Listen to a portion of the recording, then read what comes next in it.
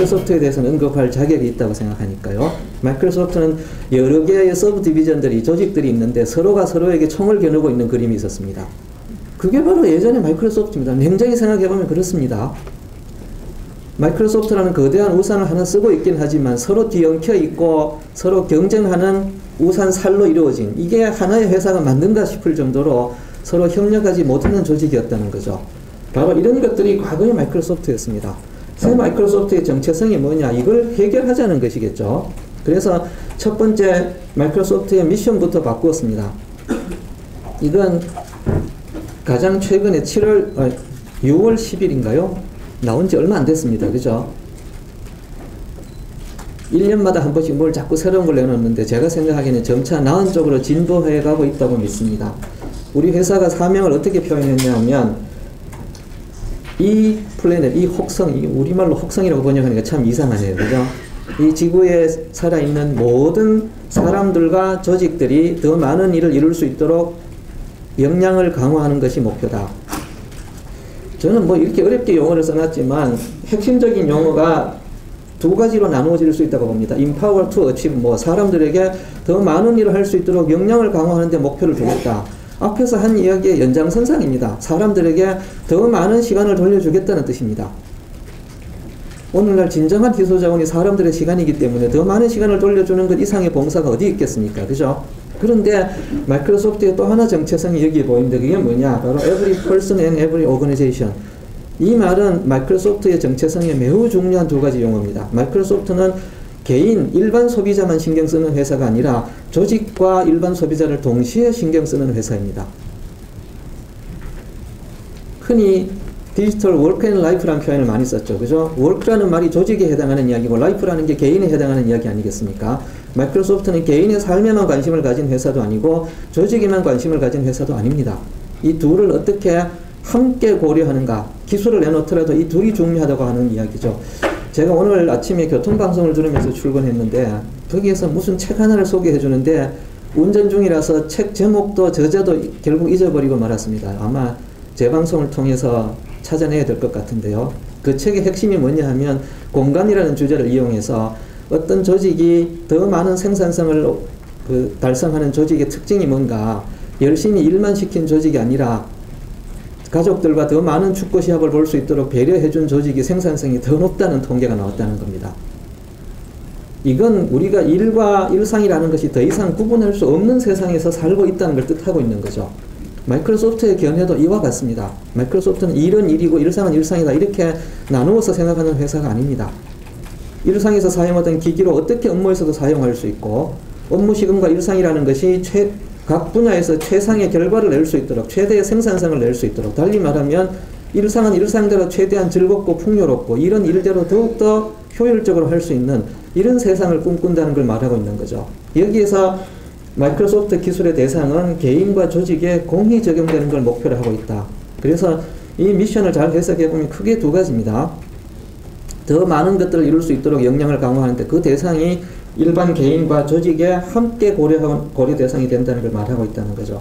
사실 이 뒤에 드리는 설명들은 별로 어려운 내용이 아닙니다. 그리고 얼마 전에 전 사원에게 공유해 주신, 사티아 회장께서 공유해 주신 메일 내용을 읽어보시면 어떤 회사가 되겠다는 것인지는 잘 적혀 있습니다. 그리고 다시 말씀드리지만 한 사람만 아는 내용이 아닌 것은 더 이상 비밀이 아닙니다. 이미 다 나와 있는 것 같고요. 긱와이어인가요? 그 외국 어떤 매거진에 보니까 온라인 뉴스 사이트에 보니까 전문이 그대로 나와 있더라고요. 그래서 제가 굳이 이 자리에서 일일이 읽어드리지 않겠습니다. 다만 어떻게 하겠다는 건지를 요약해서 조금 설명드리면 핵심 전략이 바로 최고의 생산성과 플랫폼, 생산성 서비스와 플랫폼을 구축하겠다. 핵심의 목표가 뭐냐? 앞에서 말씀드린 것처럼 더 많은 일을 할 수 있도록 여러분의 역량을 강화하는 핵심 수단이 바로 플랫폼과 생산성 서비스에 있다라고 말하고 있는 것이고, 이것이 바로 오늘날의 희소자원인 시간을 여러분에게 돌려드릴 수 있는 핵심적인 방법이라는 것입니다. 그걸 위해서 뭘 하겠다고 했는가, 크게 세 가지를 들었는데 이것도 역시 크게 중요하지 않습니다. 왜냐? 읽어보면 뻔히 알 수 있는 이야기죠. 그죠? 그래서 생산성과 비즈니스 프로세스를 재발명하겠다고 했는데 잘 드러나진 않지만 사실은 숨어있는 가장 중요한 용어가 뭐냐? 마이크가 별로 생산적이지 않은데요.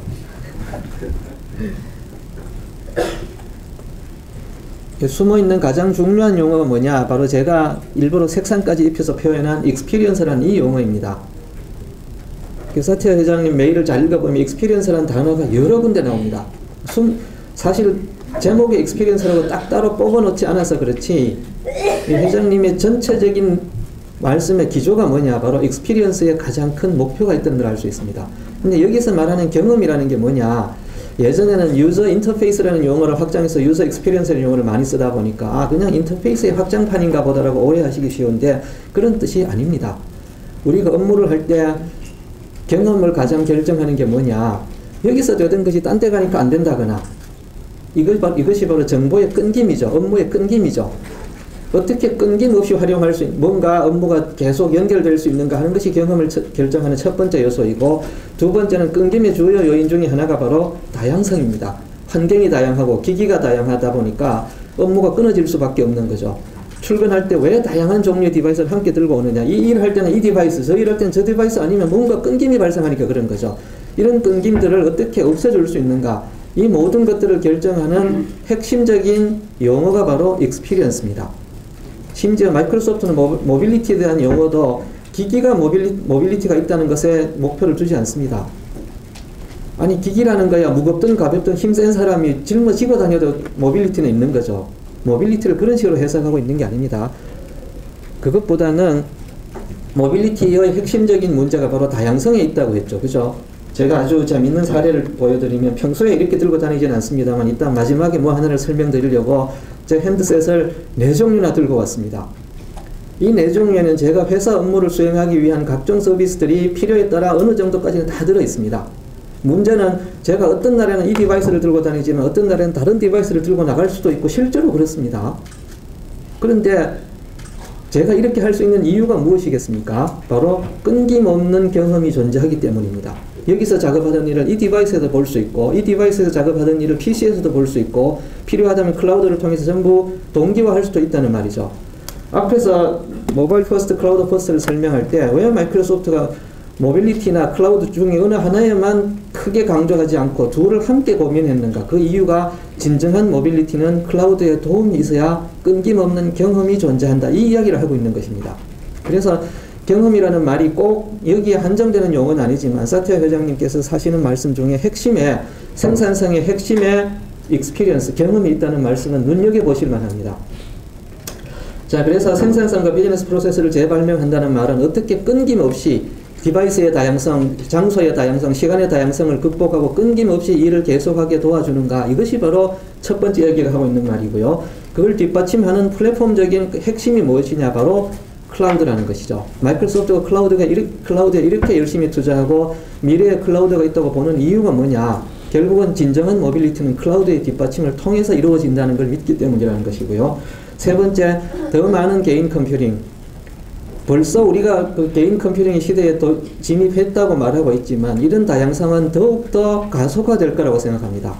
그래서 어떻게 더 많은 사람들이 더 다양한 환경에서 더 다양한 디바이스를 통해서 생산성에 도움을 받고 그들이 어떻게 끊김없이 서로 연결되는가, 이 모든 것들을 통해서 여러분에게 더 많은 일을 할 수 있도록 역량을 강화하는 수단이 될 수 있다고 믿는다. 이것이 바로 전략과 열망이라고 열심히 표현되어 있습니다. 여러분에게 전달된 유인물에 잘 보시면 이런 용어들이 있는데 그 용어의 내용 자체가 크게 어렵지 않다는 것이죠. 그리고 사실 이 이야기는 마이크로소프트 직원들을 대상으로 하고 싶었던 이야기인데 다시 한번 말씀드립니다만 사티아 회장님 혼자 생각하시고 머리에 담아두지 않는 한 비밀이 없는 것 같습니다. 이 전문이 다 공개되어서 마이크로소프트가 어떤 회사가 되어야 된다는 이야기가 100% 노출되어 있습니다. 근데 이 부분은 왜 중요하냐? 제가 앞에서 말씀드릴 때 오늘날 진정한 희소자원이 시간과 관심이라고 했는데, 그죠? 이 시간과 관심은 묘하게도 포레스트 리서치에서 말했던 시간은 올바르게 솔브하는 이분이 바로 시간에 해당한다면 올바르게 이해하기 위해서는 사람들의 관심을 이해하는 것이 중요한 것이죠. 이 둘과 잘 대응한다는 것이 중요한 것 같습니다. 그래서 마이크로소프트는 기술적으로 볼 때 새로운 전략과 방향성을 가지고 있다는 것도 물론 중요한데 그것이 여러분의 시간을 최대한 돌려드리는, 생산성을 극대화해서 시간을 돌려드리는 데 목표가 있다는 것을 말씀드렸다면 또 한 가지, 사람들의 관심을 어떻게 최대한 올바르게 이해하는가, 이 점에 대해서는 문화적인 접근을 하고 있다는 것입니다. 마이크로소프트의 변혁에 기술적 변혁만 있는 것이 아니라, 이 기술적 변혁의 핵심은 다시 말씀드리자면 다양성을 인정하고 클라우드가 기반이 되고 하는 이런 것들이 바로 기술적 변혁이겠죠. 그런데 그만큼이나 중요한 것이 뭐냐, 바로 문화적 변혁입니다. 우리 직원들에게, 마이크로소프트 직원들에게 이런 마인드셋을 가져라고 여러 번이나 어려운 용어를 써가면서 요구하고 있습니다. 얼마 전까지만 해도 이 용어를 그로스 해킹이라는 용어를 썼습니다. 들어보신 분이 계시리라고 믿습니다. 이 그로스 해킹이 사실은 뭐 경영하는 기법의 한 사례겠습니다만, 특히 벤처나 스타트업들이 하는 기법들이 그로스 해킹이죠. 그런데 최근에 공유한 메일에서는 이 용어를 살짝 바꾸었습니다. 그로스 마인드셋을 가져라. 우리 직원들에게 이런 용어를 주문했습니다. 이건 뭐냐 하면, 회사가 성장을 위해서 할 수 있는 많은 생각들을 총집결시키라는 말이죠. 예전 같으면 회사의 미래 방향성이나 성장을 누가 견인했느냐, 수뇌부의 몇몇 사람이 결정했고 다른 사람들은 그냥 실행하는 조직에 불과했습니다. 그런데 이제는 전 사원이 고객들의 마음을 올바르게 이해하고 그들을 올바르게 서브하기 위한 아이디어들을 함께 내놓고 실패를 두려워하지 말고 과감히 실천하라고 했습니다. 다만 같은 실수를 2번 반복하는 것만 안 좋다라고 말했거든요. 이 그로스 마인드셋이라는 말을 이런 식으로 표현하면서 크게 3가지의 행동 강령을 내놨습니다. 그 첫째가 뭐냐, 커스터머 옵세션을 강조했어요. 고객에 집착하라.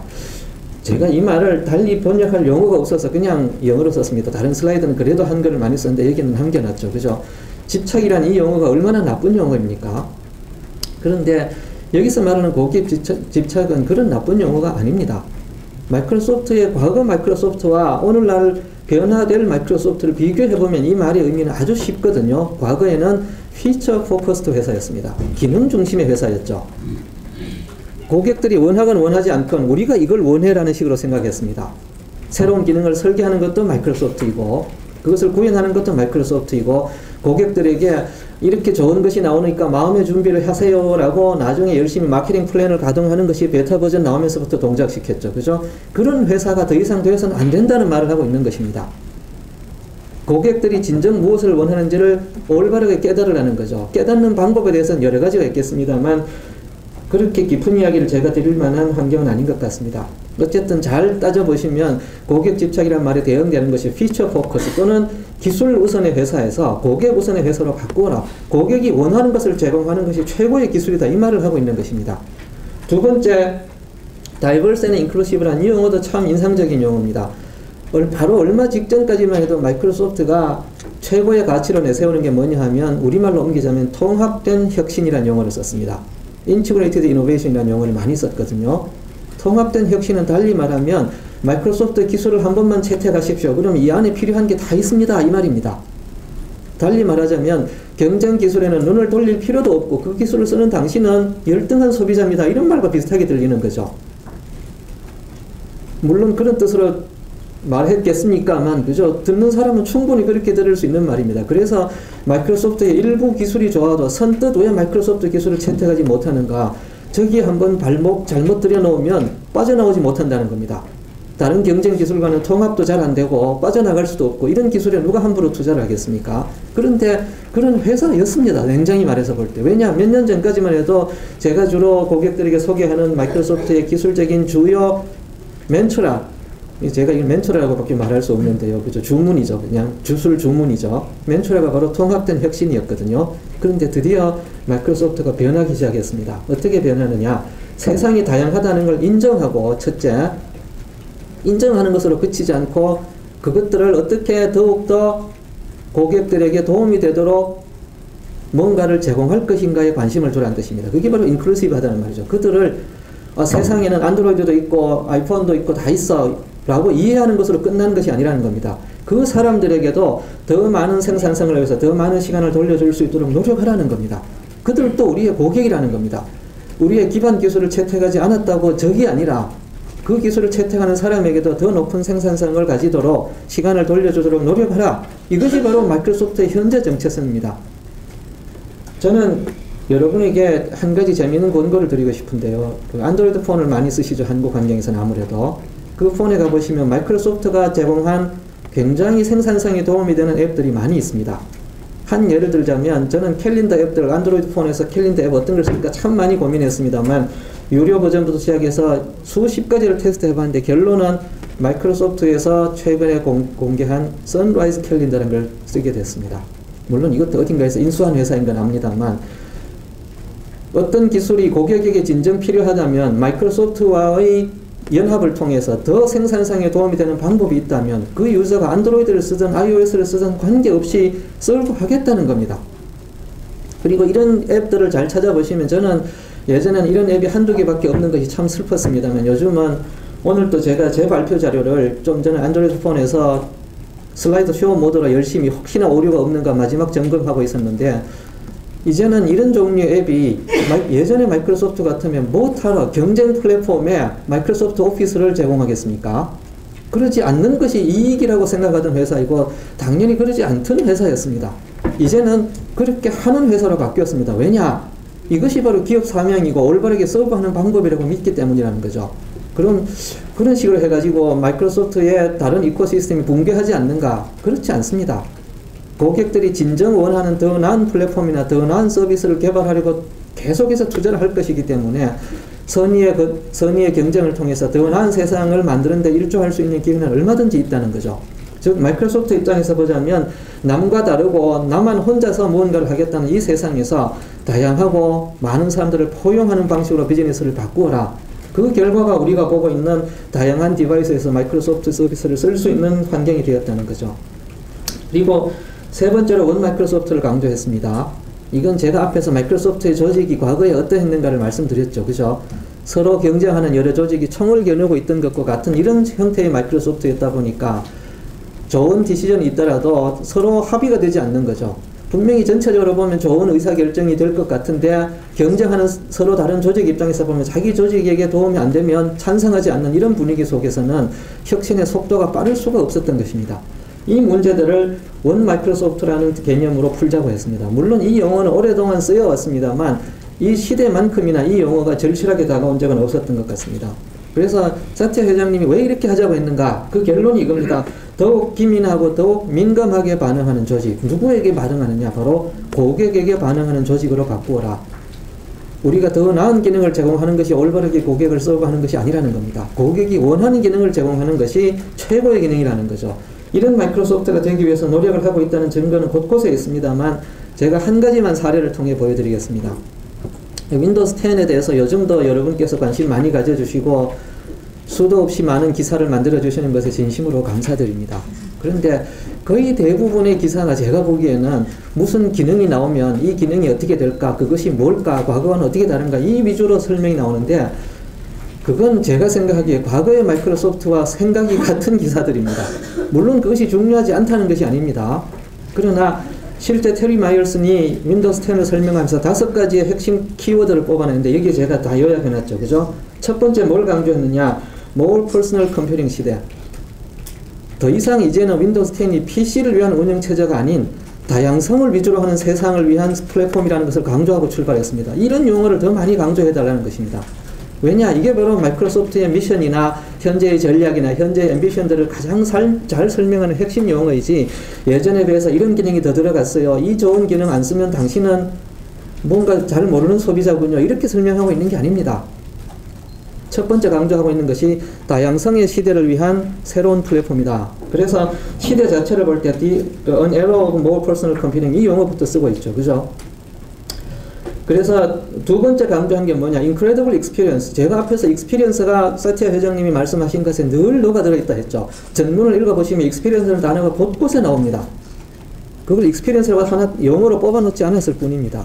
정말 중요한 내용이 바로 이 이야기죠. 윈도우즈 10의 핵심적인 목표는 더 나은 경험을 여러분에게 제공하는 것이 목표다. 여기서 말씀드린 경험이라는 것이 유저 인터페이스를 말하는 것이 아니라고 말씀드렸죠. 그죠? 어떻게 다양한 환경에서 다양한 디바이스로 옮겨 다니면서 작업하더라도 끊김없이 일할 수 있는가? 첫째는 윈도우즈 10이 스스로 할 수 있는 일이 많아서 그렇게 하는 것도 도움이 되겠지만 또 한 가지는 클라우드의 뒷받침, 또 클라우드와 어떻게 잘 융합되어서 이 일을 성취하고자 하는가에 관심을 더 많이 가져달라는 것이고요. 그래서 거기서도 익스피리언스와 프로덕티브라는 이 용어가 한 자리에 나옵니다. 다시 말해서 생산성의 핵심이 어디에서 오는가? 더 나은 익스피리언스에서 온다는 거죠. 마이크로소프트가 앞에서 제가 설명드린 걸 잘 따져보면 이런 마케팅 용어가 심심해서 키워드를 함부로 내놓은 것이 아닙니다. 다 뜻이 있어서 내놓은 것이고요. 그리고 인크레더블 뉴 디바이스를 많이 도입하겠다 했죠. 그죠? 뭐 서피스 허브나 또는 홀로렌즈 같은 걸 내놨습니다만 저는 그런 디바이스 자체에 열광하는 것도 중요하지만 이런 다양성을 통해서 더 많은 퍼스널 컴퓨팅을 지원하고자 한다는 이 목표가 여기에 숨어 있다는 것이 훨씬 중요하다고 보고요. 그리고 네 번째, 윈도우즈 as a 서비스. 이 용어가 참 많은 혼란을 불러일으킨 것 같습니다. 우리가 as a service라는 이 용어는 주로 언제 썼냐 하면 클라우드를 설명할 때 많이 썼죠. 플랫폼 as a service, 인프라스트럭처 as a service, 소프트웨어 as a service 하다 보니까 SaaS, PaaS, IaaS 이런 용어를 쓰다 보니까 야, 윈도우즈를 무슨 클라우드 서비스로 내놓는다는 말인가, 가입자 방식의 클라우드 서비스인가 라고 오해를 불러일으키는데 이런 잘못된 용어를 쓴 것에 대해서 철저히 반성합니다. 잘못된 용어입니다. 만약 그런 뜻으로 해석했다면 전혀 다른 의미입니다. 이 의미가 뭐냐 하면 예전의 윈도우스와 윈도우스 10이 어떻게 다를 것인가는 릴리스 사이클에서 크게 차이가 납니다. 예전에 윈도우스는 이런 식으로 했죠. 피처셋을 결정합니다. 그리고 열심히 설계하고 열심히 구현하고 베타 버전 나오고 마케팅 통해서 마지막에 실제 제공을 하죠. 그죠? 이때까지는 고객들이 자기들의 의사를 반영할 수 있는 기회가 많지 않습니다. 그리고 한 사이클 자체가 매우 길었습니다. 그리고 한 사이클이 끝나면 다음 사이클이 시작할 때는 항상 새로운 릴리스 넘버가 붙었어요. 예를 들어 서비스 팩 1이든지 아니면 윈도우스 비스타에서 윈도우스 7으로 어딘지 이런 식으로 항상 세대를 구분하는 분명한 이름이 존재했다는 거죠. 윈도우스 10은 이렇게 하지 않겠다고 했습니다. 윈도우스 10은 지금 발매되는 것이 완성된 최고의 윈도우스다, 윈도우스 10이다 이렇게 말하고 있지 않습니다. 그 대신에 어떻게 설명했냐면 새로운 기능은 개발되는 즉시 딜리버 하겠다고 말했습니다. 이걸 두고 윈도우스 as a 서비스라고 말한 겁니다. 무슨 이야기냐 하면 예전 같으면 새 기능이 개발되면은 서비스 팩에 반영되거나 아니면 다음 릴리스에 반영됐죠. 그때까지는 고객들은 그게 있는지 없는지도 모르고 마케팅에서 열심히 홍보해 주기 전에는 그런 개발 자체를 소식조차 접하지 못해 왔습니다. 이제는 새로운 기능은 만드는 즉시 공개됩니다. 사용하는 사람 입장에서 보면 마치 웹메일 쓰는 것과 똑같습니다. 10년 전에 쓰고 있던 웹메일 유저는 지금도 여전히 같은 브랜드의 웹메일을 쓰고 있죠. 그죠? 아웃룩닷컴, 핫메일 또는 g메일 뭐 이런 메일 쓰는 사람들 보시면 예전에 쓰고 있던 웹메일과 지금 쓰고 있는 웹메일이 버전이 다르다고 아무도 생각지 않습니다. 그러나 과거와 지금은 분명히 상당히 뭔가가 바뀌었습니다. 어떤 기능이 새로 들어가기도 했고 있던 기능이 변하기도 했고 어떤 기능은 빠지기도 했습니다. 그래도 역시 같은 브랜드를 쓰시죠. 윈도우스 10이 사용자 입장에서 보면 이렇게 느껴지는 시스템으로 바뀐다는 뜻입니다. 마이크로소프트 입장에서 보면 얼마나 큰 변화인지 아시겠습니까? 이 변화가 왜 나왔느냐, 앞에서 말씀드린 것처럼 고객들의 기대나 요구에 좀 더 빠르고 긴밀하게 반응하기 위한 새로운 릴리스 사이클을 정착시키겠다는 말이죠. 그게 바로 이 이야기입니다. 마이크로소프트는 고객이 원하는 것을, 고객의 소리에 귀담아 듣고 원하는 것을 제때 내놓는 것이 올바른 서브이지, 마이크로소프트가 옳다고 생각하는 것을 오래 기획하고 잘 개발해서 이 좋은 기능을 안 쓰면 당신은 뭔가 잘 모르는 사람이군요 라고 생각하지 않겠다는 뜻입니다. 그게 바로 여기에서 드러나고 있는 것이고요. 그리고 마지막으로 유니버설 윈도우스 플랫폼을 통해서 최상의 플랫폼, 가장 매력적인 플랫폼을 내놓겠다. 이거 바로 모빌리티가 중심이 되는 시대에서 마이크로소프트가 가장 에러를 겪고 있던 게 뭐냐, 바로 마이크로소프트 기술 내에서도 단절이 존재했다는 겁니다. 제가 아까 말씀드린 경험의 핵심이 뭐냐, 바로 단절을 없애는 것이라고 했죠. 그죠? 가장 큰 문제가 뭐냐 하면 윈도우스 폰, 윈도우스 태블릿, 윈도우스 데스크탑, 윈도우스 서버 이 사이에도 애플리케이션 호환성이 쉽게 확보되지 않습니다. 물론 무엇이 옳다고 말씀드리지는 못하지만 경쟁하는 업체들 입장에서 보자면 폰과 태블릿 사이에는 애플리케이션 호환성이 매우 높죠. 그죠? 그래서 그 중에 어떤 종류의 디바이스를 들고 나가더라도 연속성이 있었습니다. 마이크로소프트 같으면 폰과 태블릿 사이에도 연속성이 없었죠. 이 간격을 어떻게 메꾸어 주느냐, 이것이 바로 여러분에게 더 나은 익스피리언스를 제공하는 핵심이 되는 거죠. 그게 바로 유니버설 윈도우스 플랫폼이라는 기술적 기반을 통해서 한 번만 애플리케이션을 잘 개발하면 여러 디바이스에 나름대로 자동 최적화되는 이런 형태의 기반을 여러분에게 제공함으로써 개발자들에게도 최고의 플랫폼이 될 수 있도록 하겠다. 목표를 잘 들여다보시면 홀로렌즈나 뭐 서피스 허브나 이런 것들만 열심히 관심을 가지시고 막 이런 것도 생겼다더라 하고 관심을 가질만 하지만 사실 마이크로소프트가 지금껏 반성해온 내용을 보자면 그런 것에만 몰두하다가 고객들의 관심을 놓치는 우를 공해왔던 것이 바로 과거의 마이크로소프트다. 그 이야기를 하고 있는 것입니다. 자, 시간 관리가 매우 잘 된 것 같습니다. 자, 요약해서 말씀드리자면 오늘날 우리가 살고 있는 세상은 기술 발전의 정점에 있다. 물론 정점이라고 해서 꼭대기에 있으니까 더 이상 발전이 없다는 게 아니라 더 빠른 속도로 발전이 있을지는 모르지만 그래도 오늘날의 시대를 규정하는 가장 핵심적인 용어가 뭐냐? 컴퓨팅이 유례 없이 풍족한 시대에 살고 있다. 어디에나 컴퓨팅과 데이터가 존재하고 이걸 처리할 수 있는 기술적 기반이 충분히 존재하는 이런 세상이 됐다는 말이죠. 다시 말해서 모바일과 클라우드라고 하는 이 두 용어가 가져온 핵심적인 설명이 뭐냐? ICT가 더 이상 희소자원이 아닌 세상이다. 그러니까 성공적인 기업이 되기 위해서는 관심을 어디에 두어야 되는가? 바로 고객에게 관심을 두라. 이 이야기를 하고 있었던 거죠. 포레스터 리서치가 했던 고객의 시대라는 말과 같은 얘기고요. 이 고객의 관심 중에서도 특히 두 가지 분야. 어떻게 고객의 시간을 최대한 돌려줄 것인가? 바로 생산성이니 경험이니 뭐 이런 많은 용어가 이 이야기를 포함하고 있는 용어이고요. 고객의 관심을 어떻게 끌어올 것인가? 고객이 원하는 바를 제공하려고 노력하라. 바로 고객 집착이니 하는 이런 용어들이 여기서 나온 것이죠. 그로스 마인드셋이 바로 여기서 나온 이야기였습니다. 그래서 마이크로소프트의 변혁을 한마디로 요약하자면 고객 중심의 회사로 거듭나겠다. 고객의 시대에 고객 중심 회사로 거듭나는 것은 잘못된 선택도 아니고 빠른 선택도 아니죠. 가장 적절한 타이밍의 선택인 것 같습니다. 그래서 특히 시간에 대해서 고객 시간에 대해서 관심을 둔 부분이 고객 생산성을 극대화하기 위해서 기술적 변혁을 하겠다. 거기에 클라우드 들어가고 뭐 서비스 들어가고 생산성 용어 들어가고 하던 것이 바로 그런 이야기고요. 고객을 올바르게 이해하고 실제 고객에게 도움이 되는 그 무언가를 제공하기 위한 회사로 거듭나겠다. 이것이 바로 관심을 어떻게 끌어올 것인가에 대한 목표였다는 거죠. 이 중에 시간에 대해서는 기술적으로, 관심에 대해서는 문화적으로 접근하고 있다. 이 두 이야기가 바로 사티아 회장님께서 하고 싶었던 진정한 이야기였던 것 같습니다. 자, 뭐 발표가 아무리 좋아도 이 슬라이드가 빠지면 나쁜 발표라는 말을 들어서 이만큼 노력을 기울여서 한 슬라이드를 더 놨습니다. 감사합니다.